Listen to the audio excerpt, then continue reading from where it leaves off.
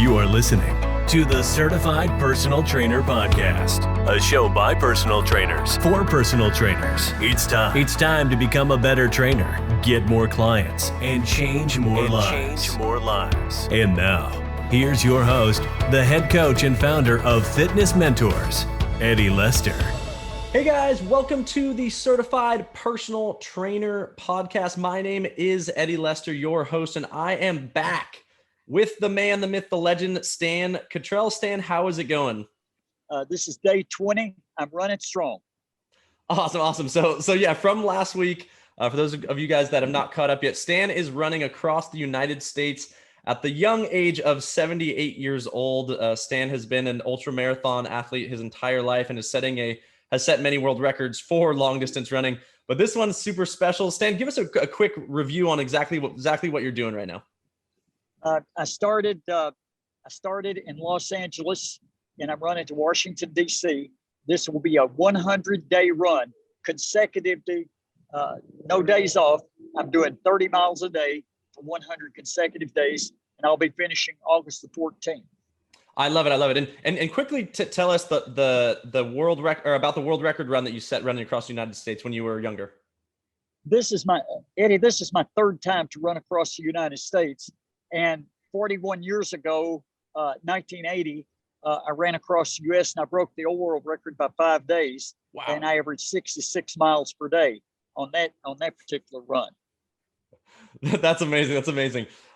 So what we got into this a lot on the last podcast regarding kind of what you're doing and how you're helping people through this. What I wanted to talk about this podcast was all about the sort of training elements that go into your success, as well as now that you are a Fitness Mentor certified personal trainer and have been training people for the last year or two, kind of how you see a personal trainer's sort of influence on, helping people to run more or run further, run in general, and then also to just to establish an awesome running program that helps people stay healthy. So for my first question for you is talk to me about your, we'll say, training regime when you were younger, aiming to break the record for running across the United States. And then we can kind of get into where you're currently at now and how that might have changed.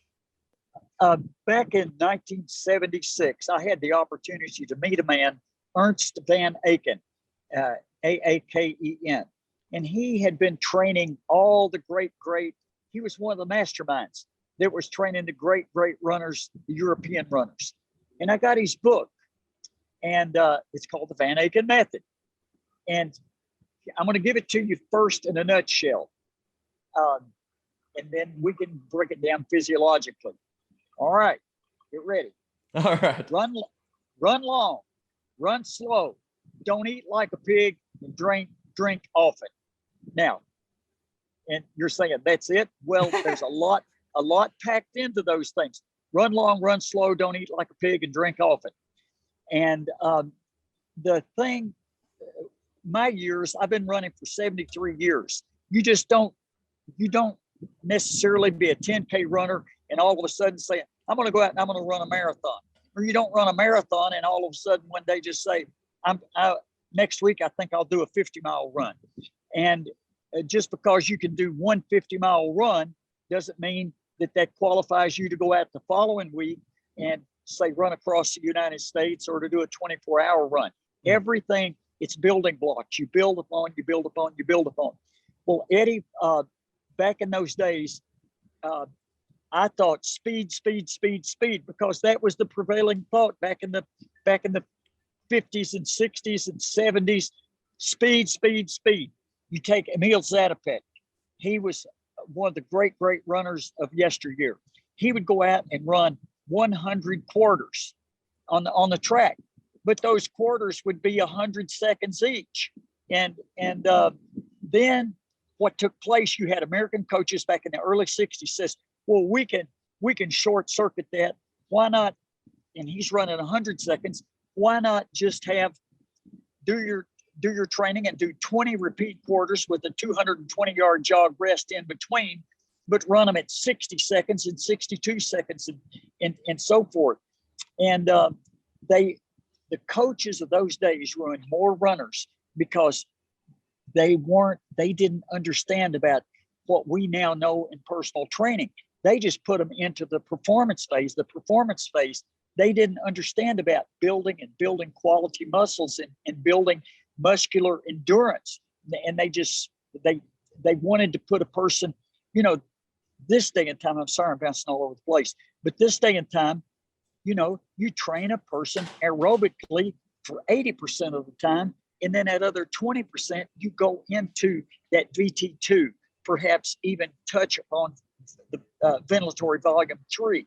But, and so we've evolved and we've understood, but even back in those days when I first started discovering the Van Aken method, Eddie, I was ready to hang it up at 34 years old. I just said it doesn't work. I didn't want to tell anybody that I was running so slow.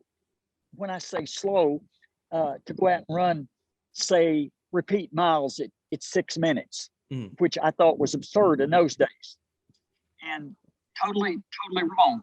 But it's been cumulative, building upon. Run long, run slow. I tell people, go out and think like a child. Go out and move. Just move for an hour. Now I'm talking about a seasoned runner. Obviously, if it's somebody that's starting a fitness program, I say, I want you to walk 7.5 minutes out and 7.5 minutes back. Do that for me for 5 times a week. Don't get out of breath. That doesn't mean stop and pet little dogs on the head and talk to your neighbors, but it's a continual movement, but don't get out of breath. And so you build. And the body, you get a body trained, you're able to do 15 minutes, and then you take them to 7.5 minutes. I'll have to go to 10 minutes out and 10 minutes back, because this is not a seasonal thing. I'm talking about a lifetime of performance. And where I am now, and I've run more than 200. Well, when I finish this run, I'll be at 270,000 miles of running. But it's been running smart and not abusing the body, but each time I'm building upon building. In other words, the speed training, you're breaking the body down, but those muscles build back stronger with the myofibrils around the muscles. You're building greater collateral circulation. You're building up the arterial, the capillary network, so that the body's able to utilize the oxygen more. You run long, you run slow. I love it. So kind of dissecting that information a bit. It sounds like your best work is well, it sounds like you have a good approach of multiple strategies towards creating the ability to run for longer distances. But what I kind of see or hear you saying is that speed was not the important component to creating or to being able to run longer with less, or we'll say without injury. Well, Eddie, here's the thing. Speed is an outgrowth of strength. Mm-hmm. And I spent a year, I did not want to tell anybody. I didn't want any of my runner friends back in those days, vanity. Mm-hmm. And every runner knows, any serious runner knows what I'm talking about. I'll walk up to a person that's a runner and I'll look at him and I'll say, you're the real deal. And runners will look at me right now and they'll say, whoa, you're the real deal. Because, we look on their face, and if they got these big buccal pads or if they got a little pot belly and they're telling me they're running 10 miles a day, I just kind of smile and say, and we go on. But this went, like I say, I was doing the LSD. I didn't let anybody see. And I thought, well, I'll give this a try. In Atlanta, we had an all-comers meet. Now, that particular morning, I had already run a 10-mile LSD run. At noon, I went out and I ran another 5 miles LSD. And that afternoon, they had an all-comers meet in Atlanta. Anybody shows up. And I ran in 3 races. I ran the half, the mile, and the 2 mile. Eddie, I went out and I ran a sub 2 minute half mile. I ran a 1:58 and I ran a 4:31 mile that afternoon. and I ran a 10, it was like a 10, 12, 2 miles. I tripled. And I was 34 years old at the time. Mm-hmm. And it blew my mind because speed is an outgrowth of strength. You're building the kind of training, the LSD that I'm talking about. You're building. What does LSD stand for, really quick? Long, slow distance. I'm sorry. Long, slow distance. No worries. Yeah, just for some of those that weren't following. Yeah, that's right. And but I was building a more efficient cardiovascular system, a more efficient respiratory system. I'm building greater capillarization within the body, and the whole secret is how well the body utilizes oxygen. Mm-hmm. And along the way, I'm doing strength training,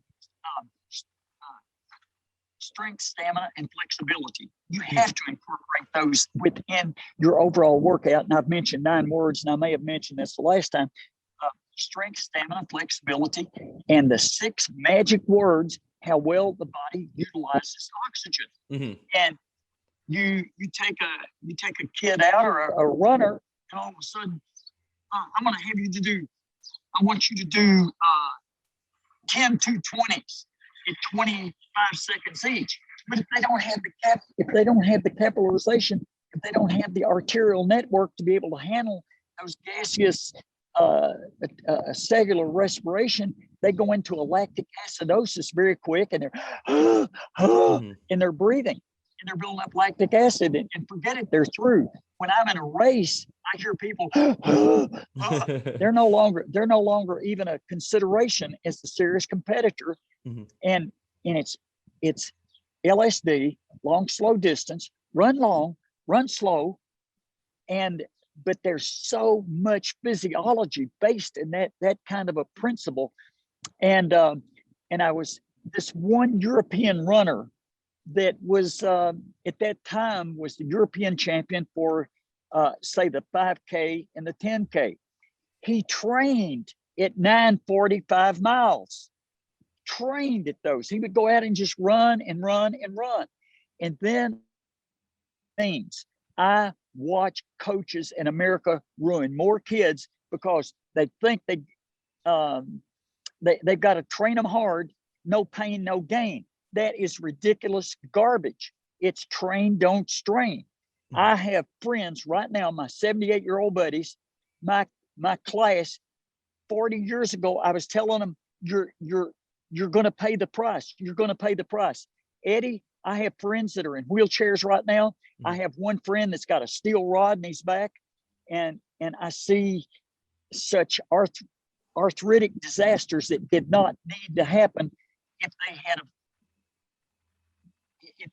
just followed the basic guidelines. I'm 78. I'm a wild man. Where are the limits? I don't know. I'm out here running 30 miles a day because I'm following those basic principles. Train, don't strain. I love it. Don't eat like a pig. I love it often. So when we think about kind of the long, slow distance, you mentioned the strength training, mm-hmm. and you mentioned flexibility and strength, stamina, flexibility. Yes, strength, stamina, and flexibility. Talk to me about recovery, and especially with something that's so maybe I won't call it strenuous because based on what you've already said, but when you're going the distance like you are currently now, talk to me about how the recovery is working. How is your body feeling? Are there good days? Are there bad days? And I guess from the 35-year-old run to the 78-year-old, how do those compare? Well, for instance, coming across Arizona, I think you and I talked about this the other day. I had 103 to 108 degree weather. Now, physiologically, I'm running 30 miles a day, and I can break all this down if you ever want me to, but the price I was paying per mile, the stress on my body and what I had to do to get through for 30 miles based on those mountains and the heat and all of that would be equivalent to running 90 miles on the flat. So I was paying a 300% greater price per mile. and because you get into the temperatures above when you're above 76 degrees, for every degree above 76, I think every 3 degrees, you have a 5% increase in workload. Wow. So here I've got 30 more degrees and all of this. And then the slant of the hill, that was just temperature. Then even at a 3 to a 5 degree angle, you're paying another 5% per mile. So I was going up 30 miles, 108 degrees. And so, I mean, you're really reaching down. At the end of the day, you're doggone exhausted. Well, so talk to me about the recovery from those elements. Like how are you sleeping? How are you currently still practicing any strength or flexibility elements as you get through this run? Talk to me about outside of running. How's the recovery? What does it feel like? What's the sleep like? Talk to me all about that. Well, there's and I promise I'm not on anybody's payroll. I'm just letting you know, this is something that I found that I've known about for about 20 years. In the last 5 years, this product came to the United States, and I use this twice a day. I'm on this for 8 minutes in the morning and 8 minutes at night, and it just does wonders for you. It's called the Beamer technology, the Beamer machine. Okay. It's a full pad you lay on, and the Germans invented this 20 years ago, and I know many European athletes that, I mean, it's their mainstay. And it's, for me, I wake up in the morning after 8 minutes, and it's a resonant energy transfer. It opens up the capillaries, it flushes out lactic acid, and all 76 trillion of our cells are impacted by that. And it's a good, it is a phenomenal way for me, especially in what I'm doing, because I can't compromise. There's all kind of people with go-go juices. There's all kind of people with lotions and this and this and this. But as far as something therapeutic, and if I was back coaching again, and I coach, I don't mean it like that. If I was a high school coach or a college coach, this would be a regimen for all my athletes. And I suggested. It's called the Beamer machine, you said?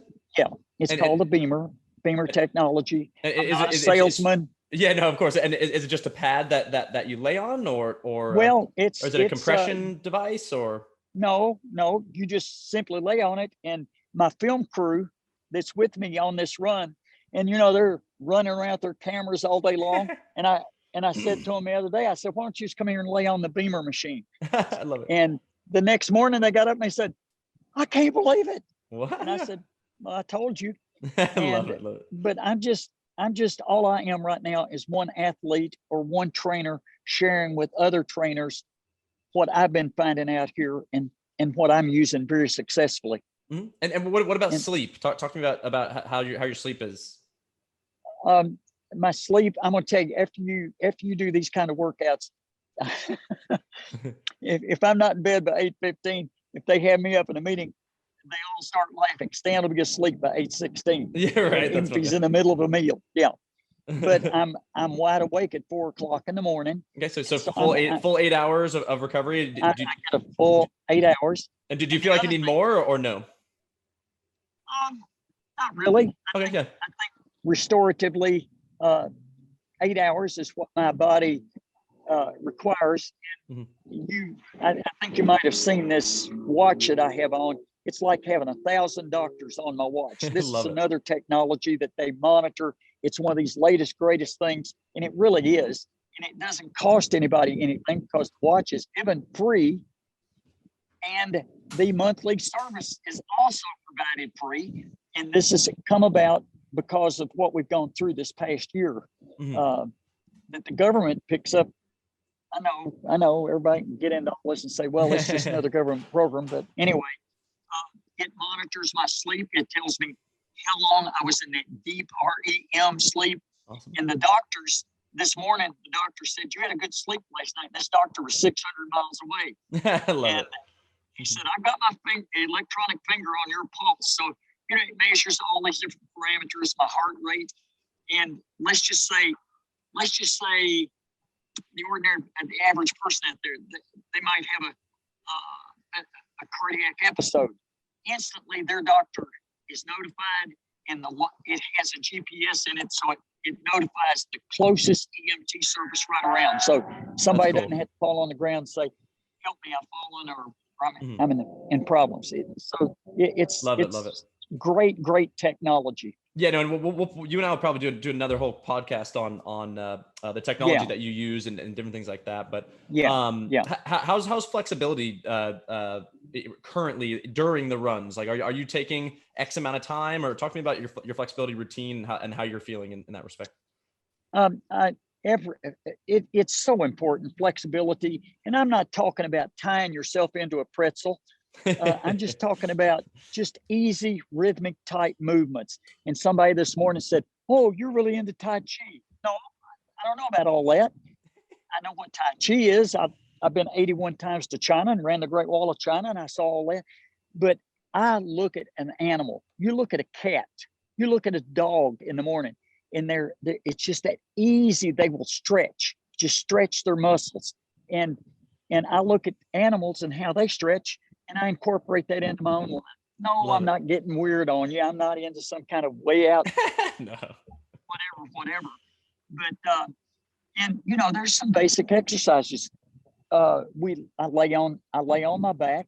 I'll pull my knees up to my chest, real easy. You don't do anything just sudden and jerk. That muscle has got to warm up. That muscle's warming it up, and I'll easily pull my knees back to my chest. But I put my hands over my knees. I'll pull toward my body, but at the same time, I'm pushing with my knees forward. So I'm putting tension, on that lower back, but it's stretching the quads and it strengthens the core and all that. Love it. And are there any muscles that you feel get overworked in your program, or that you focus on extra? Eddie, one of the great intuitive things that I did, and it was just something in me. And see, when I was back home in Atlanta, I went out for an hour and a half run in the morning. I did another hour and a half run.